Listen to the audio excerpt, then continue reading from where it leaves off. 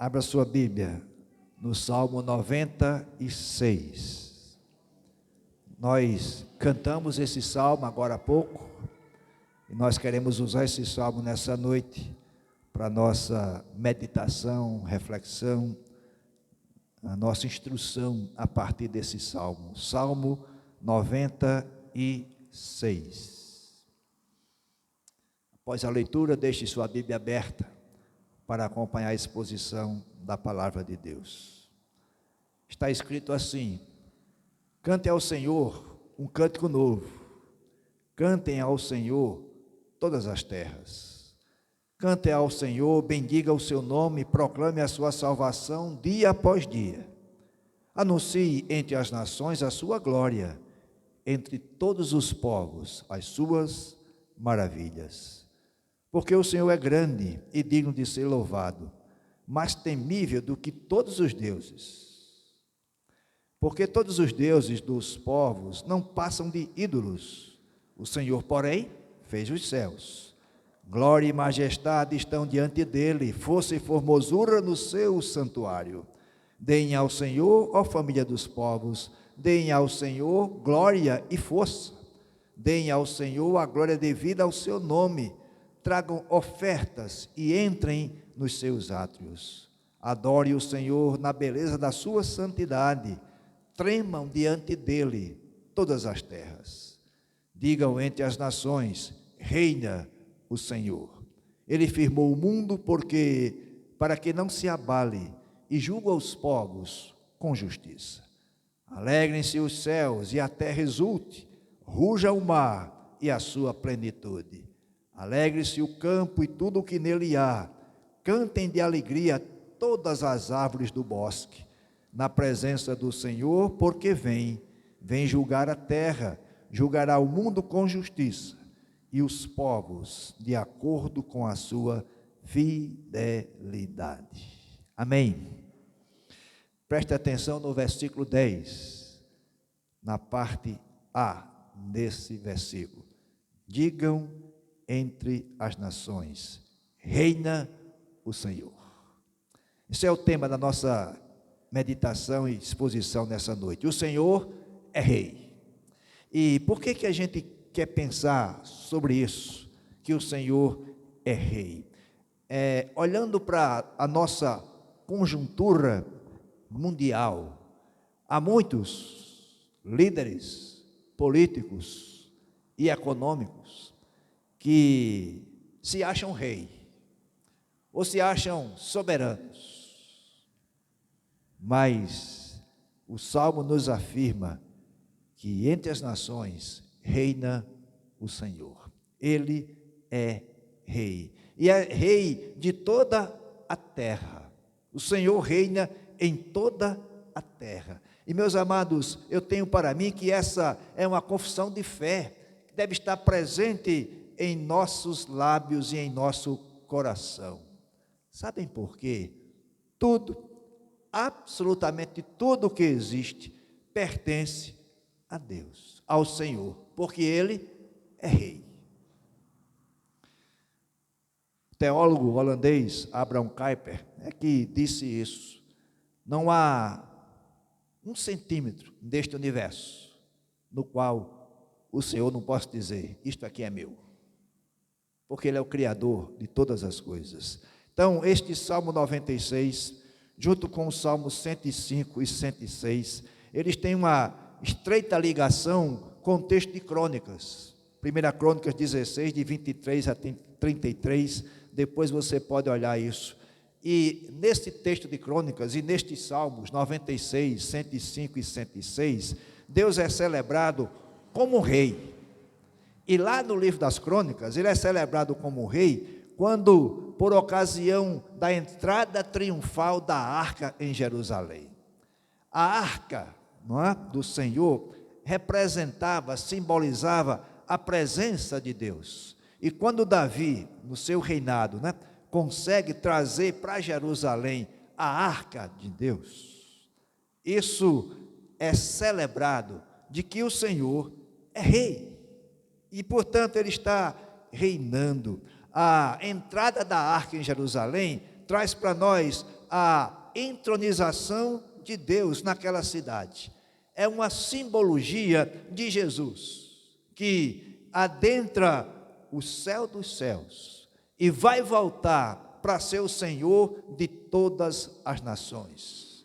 Por isso que o salmista está dizendo: diga entre as nações, reina o Senhor. Parece estranho para nós dizer que o Senhor reina, e basta a gente fazer um recorte e olhar para o nosso Brasil. Parece que o Senhor não reina.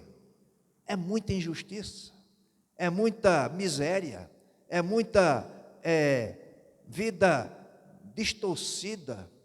Parece que o Senhor não reina, mas, meus amados, o Senhor reina. Sabe por quê?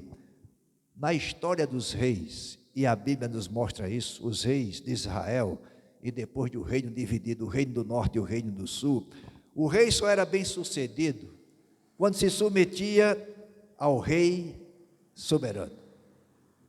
E várias vezes nós encontramos no Antigo Testamento, especialmente no livro dos Reis e das Crônicas, mas no livro dos Reis com mais ênfase: e fez o que era reto aos olhos do Senhor. Esse que recebe esse destaque tinha o reino próspero, abençoado. Então a gente pode olhar para o nosso mundo atual, os reis ou os poderosos que estão encarregados ou estão sobre poder ou com poder. Será que eles fazem aquilo que é reto aos olhos do Senhor? Provavelmente não. Basta olhar para o nosso Brasil.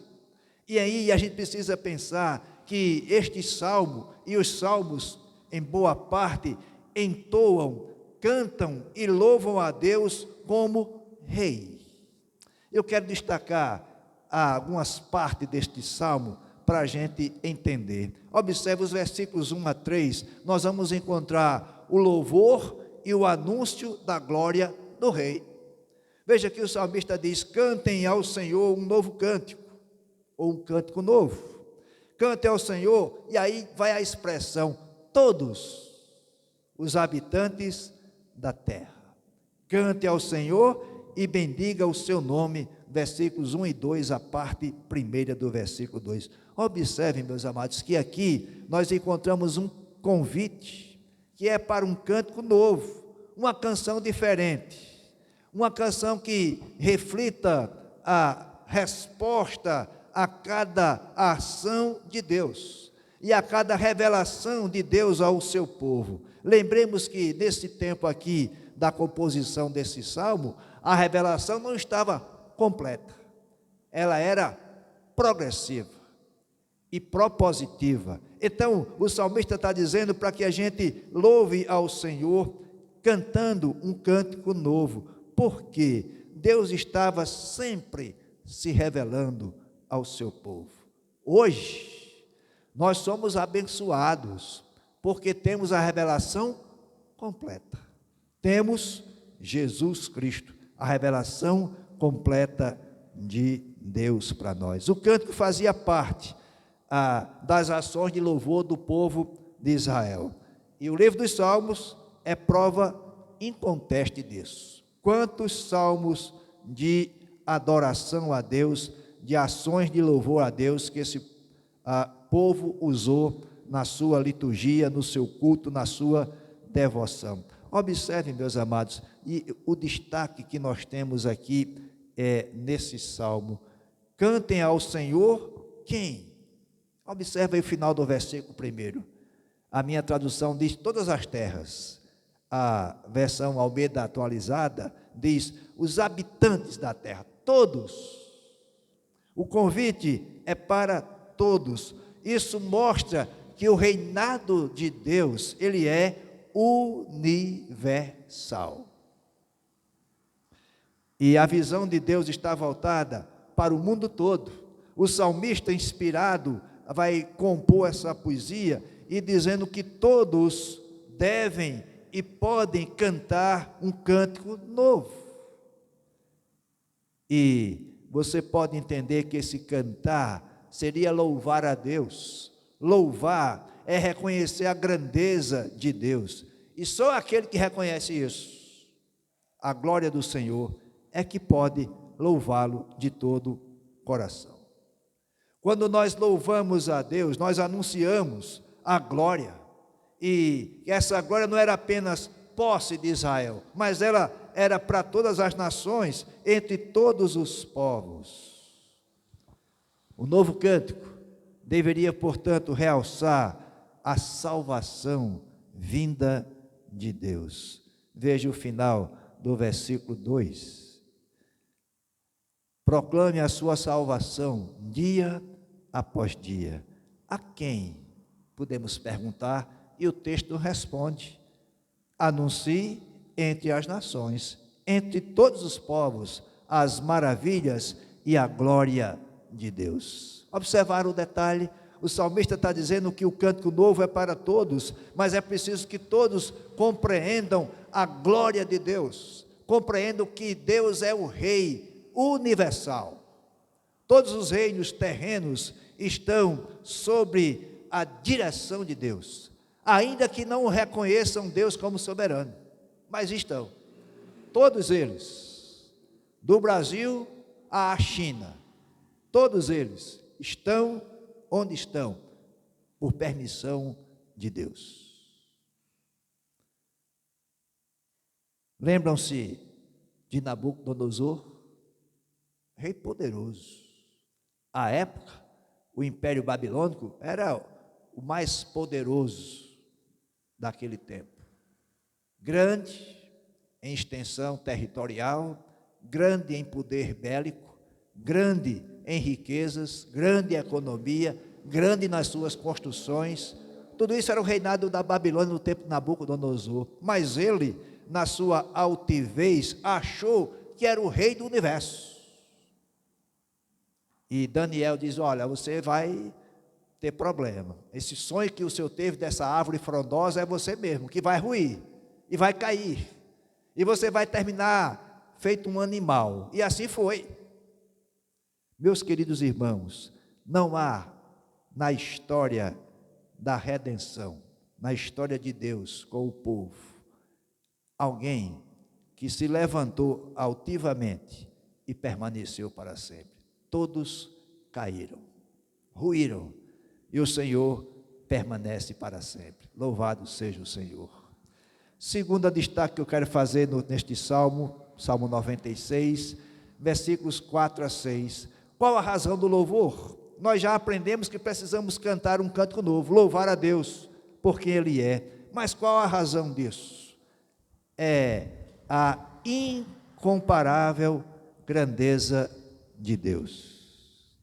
E aí, o salmista vai nos ajudando a perceber isso. Note que o povo tinha inúmeras razões para louvar, e nós também. Primeira, está no versículo 4. Por que nós devemos louvar a Deus, a sua incomparável grandeza? Primeiro, porque Ele é grande. Versículo 4, aí a parte A. Porque o Senhor é grande. E aqui é grande não no sentido de quantidade, mas de qualidade de sua divindade. Ninguém é igual a Deus. Ninguém. Nada nesse universo é igual a Deus. Porque todo esse universo foi criado por Ele. E nenhuma criatura pode ser maior do que o Criador.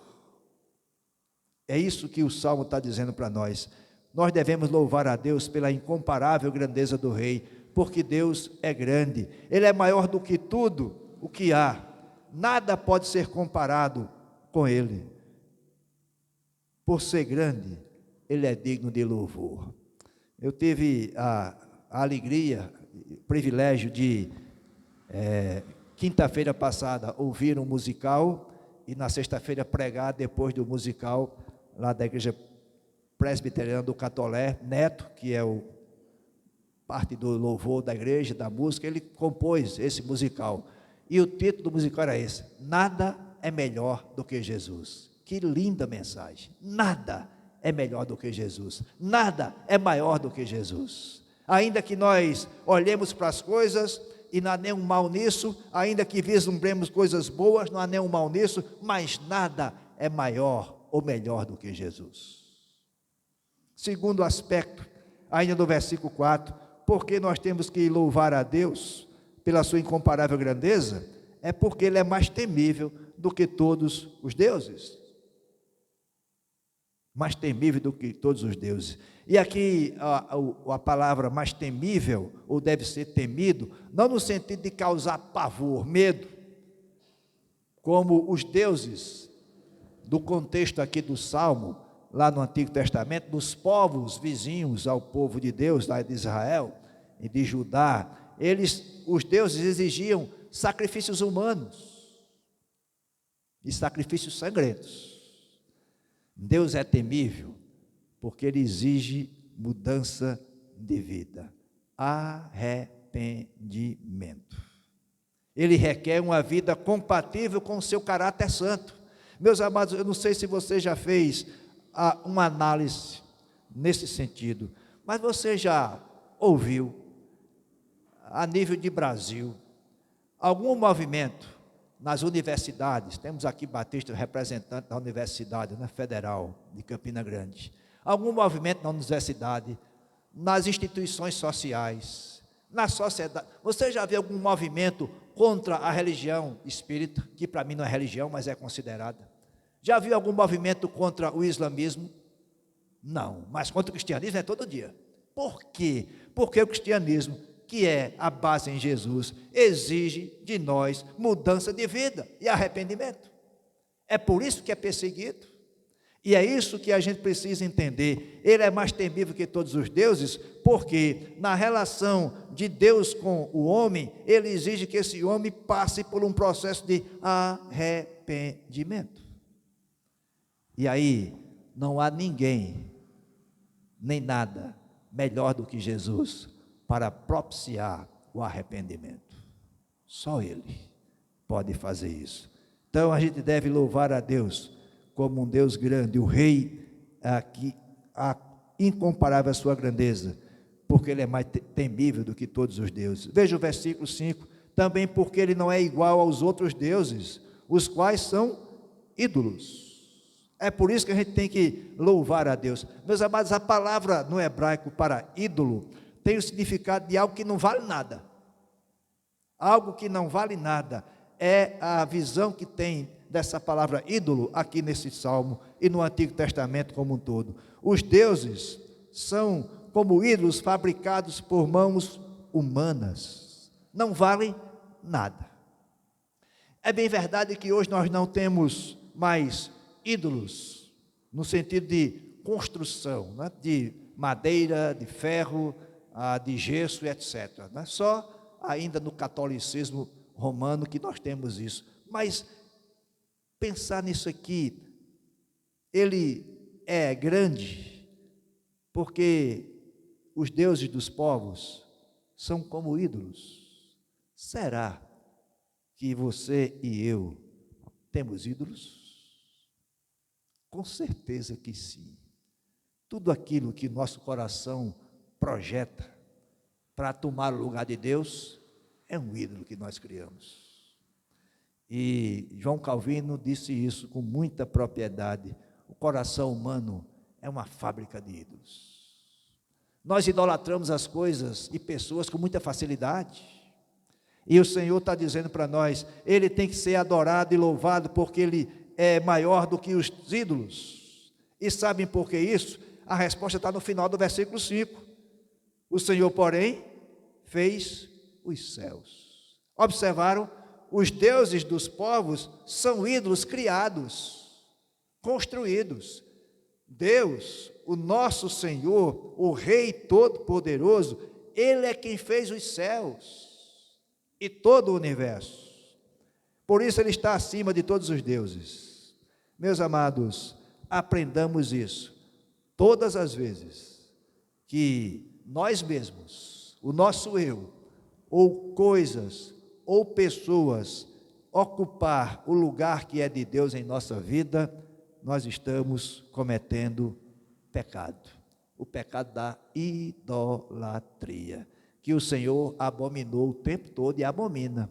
Se você ler a história do povo de Deus, as vezes que foram punidos, disciplinados, foram porque cometeram o pecado da idolatria.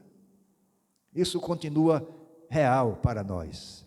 Mas em quarto lugar, versículo 6, porque a gente tem que louvar esse Deus que é grande, por conta da glória e da majestade que estão diante dele, e mais, a força e a formosura estão no seu santuário, ou seja, onde ele está presente. Nenhum dos deuses dos povos ao redor, nem hoje, podia oferecer um ambiente de culto no santuário, porque o santuário era o ambiente de Deus, diferente. Por que diferente? Porque ali se achava a presença de Deus. Qual o santuário de Deus hoje? Paulo diz que é nossos corpos. Santuário de Deus, ou morada do Espírito Santo de Deus. Ou seja, nesse ambiente de culto, de celebração, no Antigo Testamento, aqui no Salmo, o que é que acontecia? Se respirava santidade, porque Deus estava presente. Bom, se é verdade, e é, que Deus habita em nós, então esse ambiente de santidade tem que estar presente em nossas vidas. Meus amados irmãos, como é que você e eu podemos dar glória e majestade que estão diante de Deus, se a nossa vida distancia-se da santidade que Deus exige? Se nós negligenciamos a comunhão com Deus, se nós negligenciamos a leitura da palavra e a oração, se nós negligenciamos o compromisso com o Senhor, diante de Deus, o ser humano é completo, se realiza. Diante de Deus, nós nos vemos como nós somos e como Deus é. Deixe sua Bíblia marcada aí no Salmo 96 e acompanhe comigo a leitura de Isaías, capítulo 6. Texto muito conhecido, mas eu quero ler nesse instante para você prestar atenção. Isaías 6. No ano da morte do rei Uzias, eu vi o Senhor assentado sobre um alto e sublime trono, e as abas de suas vestes enchiam o templo. Serafins estavam por cima dele, cada um tinha 6 asas, com 2 cobria o rosto, com 2 cobria os pés e com 2 voava. E clamavam uns para os outros, dizendo: Santo, Santo, Santo é o Senhor dos exércitos, toda a terra está cheia da sua glória. Os umbrais das portas se moveram com a voz do que clamava, e o templo se encheu de fumaça. Então eu disse: ai de mim, estou perdido, porque sou homem de lábios impuros, e habito no meio de um povo de lábios impuros, e os meus olhos viram o Senhor dos exércitos, o Rei. Observaram como é que Isaías se sente agora? Diante da santidade de Deus, o santo, santo, santo. Isaías diz: estou perdido. E aí, meus amados, você olha para isso e logo pergunta: por que, Isaías? Você está no templo, na presença de Deus, na glória de Deus, vendo os serafins cantarem e dizer que Deus é santo, vendo toda a glória de Deus, você diz que está perdido. Por quê? E ele responde: porque eu sou um homem de lábios impuros. Meus amados irmãos, diante da santidade de Deus, nós não temos outra expressão a não ser essa: Senhor, meus lábios são impuros, eu sou indigno de estar na tua presença. Se não fora a presença de Jesus na minha vida, eu não teria acesso ao trono de Deus. Amém? Meus queridos irmãos, o Salmo continua, versículos 7 a 10. Ao rei, o que lhe é devido. Observem, o versículo 7 a 10 traz isso para nós. O que é que nós vamos fazer diante de Deus, em cuja presença há glória, majestade, força, formosura? O Deus que é grande, que criou todas as coisas e não é fabricado por mãos humanas. O que é que nós vamos fazer? O que é devido a esse rei? O salmista nos ensina, o que fazer. Dei ao Senhor, ó família dos povos, dei ao Senhor glória e força. Talvez a sua versão na Bíblia traga tributai, não é isso? Versículos 7 e 8 diz isso aí. A minha traz dei ao Senhor a glória devida ao seu nome, traga ofertas e entre nos seus atos. Aqui, o que é que a gente vai fazer? Entender que, diante dessas circunstâncias todas, o que temos que fazer é tributar, é dar. Tributo é entregar. E o salmista está dizendo isso. Ou seja, é o mesmo que dar, é o mesmo que conceder, atribuir. E o salmista diz mais, versículo 9: adore o Senhor. Por quê? Apresente a Ele oferendas, ofertas, e mais, tremam diante dEle. Versículo 9 diz isso para nós. E mais no versículo 10, digam entre as nações, o Senhor reina. Agora observe o detalhe, o convite é para todo mundo. Dei ao Senhor, ó família dos povos, para todos os povos. O convite do salmista é para todos os povos. Novamente, é uma visão que alcança todos os povos. Não há um povo restrito para fazer isso. O convite para tributar ao Senhor e tributar glória e força a Ele é trazer as ofertas, entrar nos seus átrios, como diz o Salmo. E meus amados, fazem isso para adorá-lo. E aí o salmista nos diz como fazer isso. Adorar o Senhor, por quê? Porque Ele é santo, na beleza da sua santidade. E como é interessante a gente olhar para isso. Toda essa parte aqui não é o que se anunciou por algum tempo, em alguns rincões ainda se anuncia, não é essa adoração de tremedeira e êxtase que alguns querem, não. Note que Isaías, diante da santidade de Deus, está consciente, está racionalmente pensando, ou seja, ele sabe o que está fazendo, ele sabe que Deus é santo e por isso ele é impuro diante de Deus. Mas aqui o que o salmista diz, não é essa êxtase, não é? Como se diz aí, é preciso receber algo diferente, é preciso ter uma experiência que nos traga um êxtase extra, não, nada disso, mas é reconhecer quem somos e quem é Deus. É isso que o Salmo nos faz entender.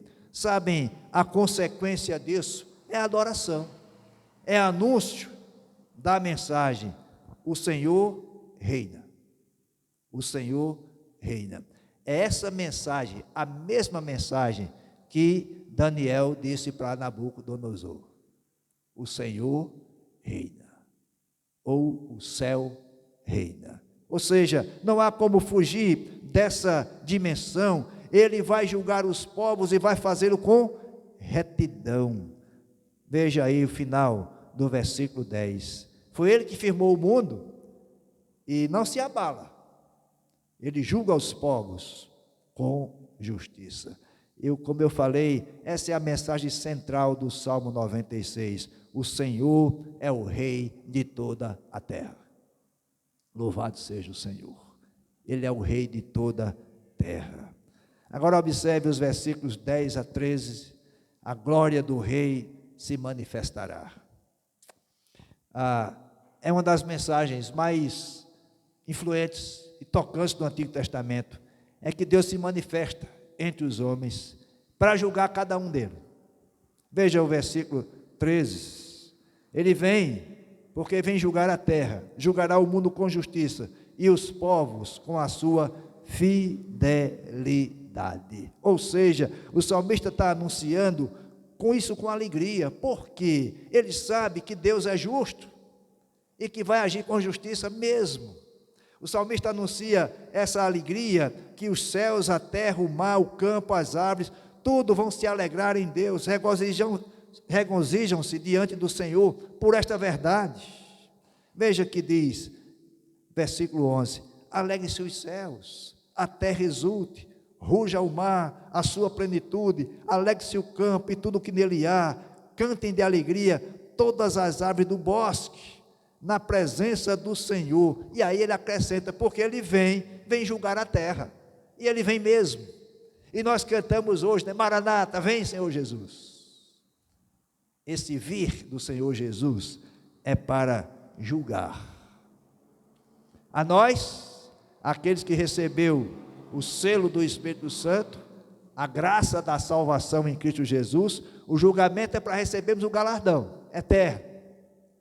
Para os outros, os que não reconhecem o Senhor como Rei soberano, é para julgá-los para onde irão. E o julgamento é justo, é feito em justiça.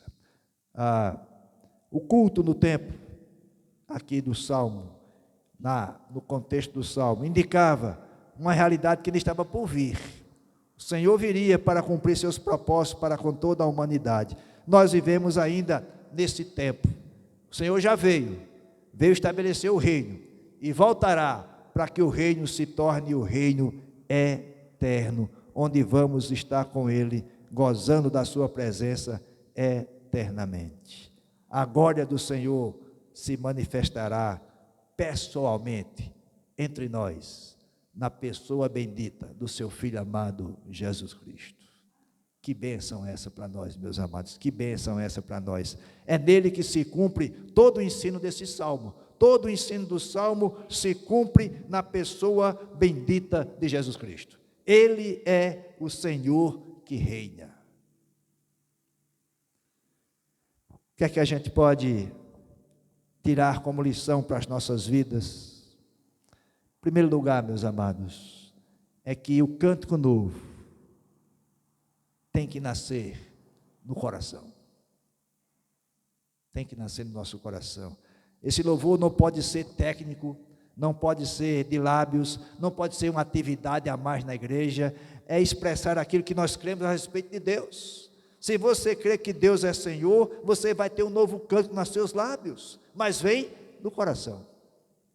É o próprio Senhor Jesus que disse que a boca fala do que o coração está cheio. Então, se o meu coração está cheio dessa convicção de que o Senhor reina, os meus lábios vão anunciar isso, vão cantar isso, porque o Senhor reina. O cântico é para anunciar, mas ele deve ser voltado para a glória do nosso Deus. Segunda lição para nós, à luz desse texto, é que nós devemos saber a razão porque nós temos esse cântico novo. E a razão é muito simples, é que nós temos a presença dioturna do Rei dos Reis em nossas vidas. Aleluia, louvado seja Deus. Meus amados, por que a gente precisa entender isso? É porque muitas vezes nós tememos as coisas, por causa da nossa fragilidade. Nós vemos acontecimentos que nos levam a nos preocupar com o futuro, com o amanhã, mas se nós temos em nossa vida a presença daquele que reina eternamente, temos a presença do Rei dos Reis, o Senhor dos Senhores, não há outro cântico nos nossos lábios que venha do nosso coração que não seja a fé em Cristo, a convicção de que Ele é Senhor, que nada vai nos abalar. Uma terceira e última lição para nós, que esse salmo nos faz pensar e entender, é que o objetivo de fazermos essas coisas todas é reconhecer que Deus é soberano sobre todo o universo e sobre nossas vidas. Ele é soberano, é Ele quem nos dirige. O Senhor reina, diga entre as nações, o Senhor reina. E meus amados, nós, como dissemos no início, vivemos às vezes dias que nos trazem preocupações, e não é ruim isso, Só que a gente tem que lembrar que nós temos o Senhor, aquele que reina, e reina eternamente. Portanto, que nós adoremos ao Senhor, que é Rei, e que reina eternamente em todas as nações. Que Ele nos abençoe. Baixe sua cabeça, eu quero orar nesse instante.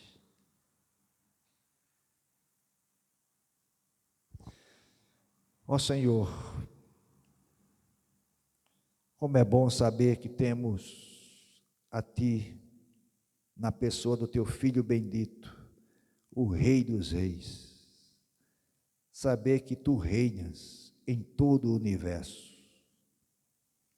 Faça chuva ou faça sol, tenhamos benefícios ou não, passemos por aflições e passamos, vivamos tempo de bonança e vivemos, mas tudo isso, Senhor, é nada diante do Senhor, que é Rei e que reina em todas as nações.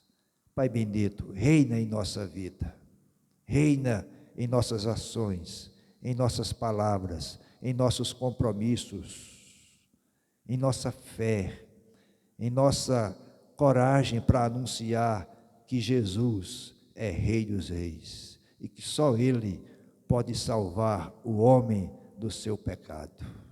Derrama essa graça sobre nós, Senhor, individualmente e coletivamente como igreja. Que o Teu nome seja exaltado hoje e sempre. Amém. Receba a bênção dos apóstolos.